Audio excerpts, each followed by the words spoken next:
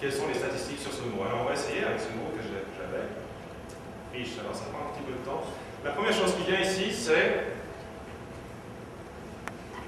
nSpam, c'est le nombre total de spam que j'ai utilisé pour entraîner mon filtre. 7000 et quelques. Et nham, c'est le nombre d'emails légitimes.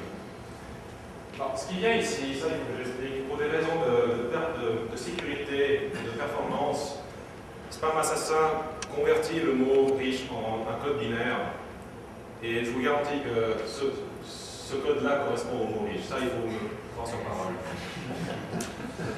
Ce que vous voyez ici, 98, c'est le nombre de spam dans lequel ce mot est apparu. Et le 74 ici, c'est le nombre d'emails dans lequel ce mot est apparu. Et le chiffre que vous voyez ici, c'est la probabilité résultante. C'est un petit peu plus que 50%. Vous voulez essayer avec un autre mot? Oui, essaye David.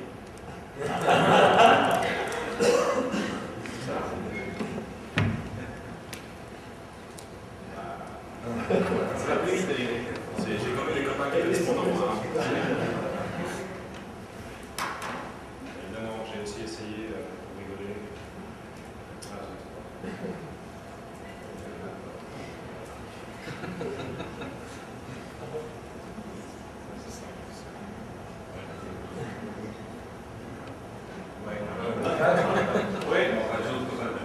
Moi, quand j'ai vu ça, j'ai été surpris aussi. Mais je suis quand même allé voir pour voir, et c'était en fait, l'éditeur d'un journal à qui j'avais soumis un article qui voulait, enfin, il m'avait envoyé un email, il voulait vérifier des équations, et dans les équations, il y avait, enfin, je donnais l'exemple du Viagra pour illustrer ça.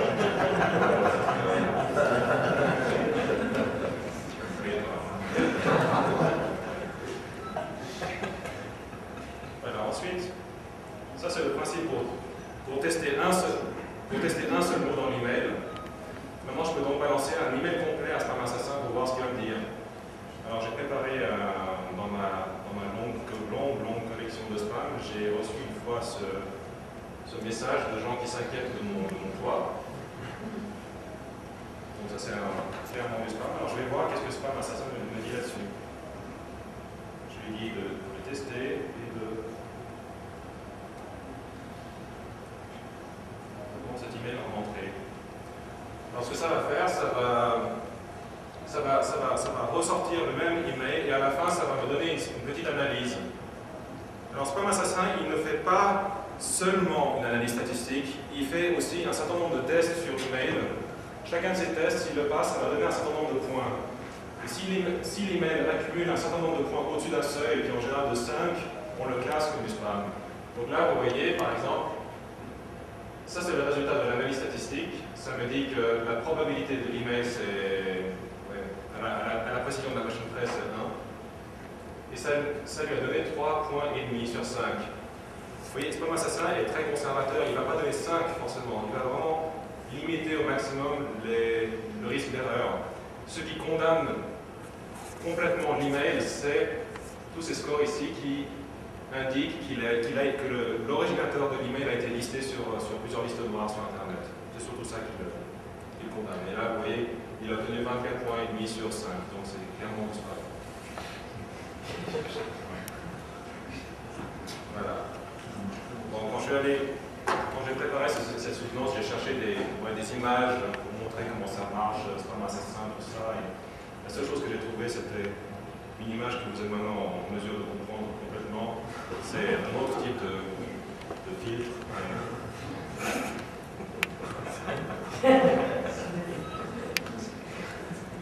Alors pour revenir maintenant à nos moutons. Quand j'ai commencé ce travail en 2003 à peu près, j'étais très intéressé par ce genre de choses. Et je me suis dit, mais il y a quelque chose de similaire dans les deux problèmes qu'on essaie de résoudre là. D'un côté, on a un email, on veut en déterminer si c'est du spam ou non sur la base de ce qu'il contient. Et de l'autre côté, on a une pièce, un environnement visuel qu'on veut savoir si c'est confortable ou non sur la base de la distribution de lumière à l'intérieur et sur la base de l'historique de l'utilisateur. Je me suis dit, est-ce qu'il y a un certain parallèle à exploiter là? Et le parallèle que j'ai proposé, c'est le suivant. Donc là, vous reconnaissez une application d'Ethereum Base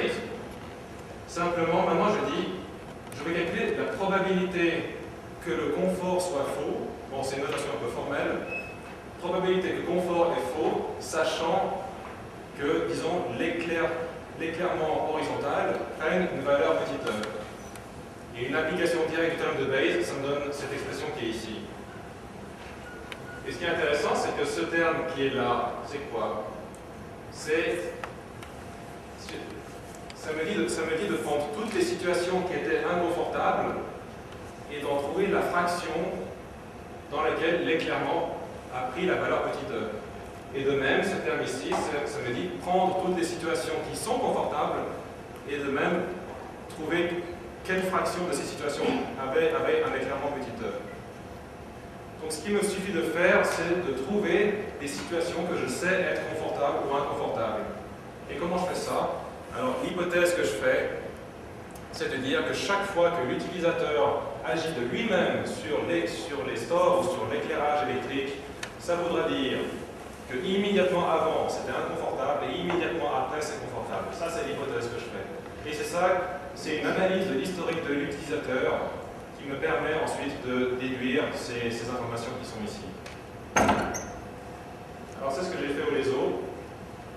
Donc je suis allé voir les données historiques du LESO. J'ai donc regardé tout d'abord toutes les valeurs d'éclairement avant une interaction d'un utilisateur. Ce sont les petites barres bleues que vous voyez là. Donc ce que je veux savoir, c'est comment ces barres bleues sont distribuées. Alors il y a deux façons de faire ça. Soit on fait un histogramme, c'est les rectangles gris que vous voyez là. Ou soit il existe des méthodes mathématiques qu'on appelle des estimateurs de densité. C'est comme des histogrammes, sauf que ça réduit un peu les erreurs. Et c'est la courbe bleue que vous voyez là. Alors ce que vous voyez ici, c'est que les situations qui ont été jugées inconfortables sont celles dans lesquelles l'éclairement était insuffisant, essentiellement. Insuffisant ou bien trop élevé. Ce qui est assez normal. De la même façon, si je regarde la distribution de l'éclairement après l'action de l'utilisateur, vous voyez que il y a un maximum ici, à environ 400-500 lux, qui est considéré en général comme un éclairement suffisant et confortable. Donc la méthode semble être raisonnable et fondée. Et ces deux courbes que vous voyez là, les deux courbes en bleu, sont les deux entrées que j'ai besoin pour appliquer le théorème de Bayes. Et si je les utilise, si je les rentre dans l'équation, j'obtiens au final ce résultat-ci. Alors ce que vous voyez ici, la courbe bleue, c'est le résultat. En gris, c'est une estimation de l'erreur, de l'incertitude.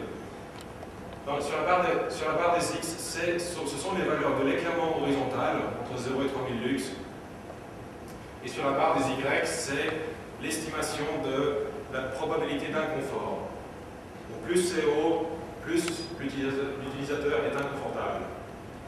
Et on voit très clairement ici que pour des valeurs basses, en dessous de 500 lux, l'inconfort augmente très rapidement. Mais entre 500 et environ 2000, il y a une plage là où ça augmente seulement très régulièrement.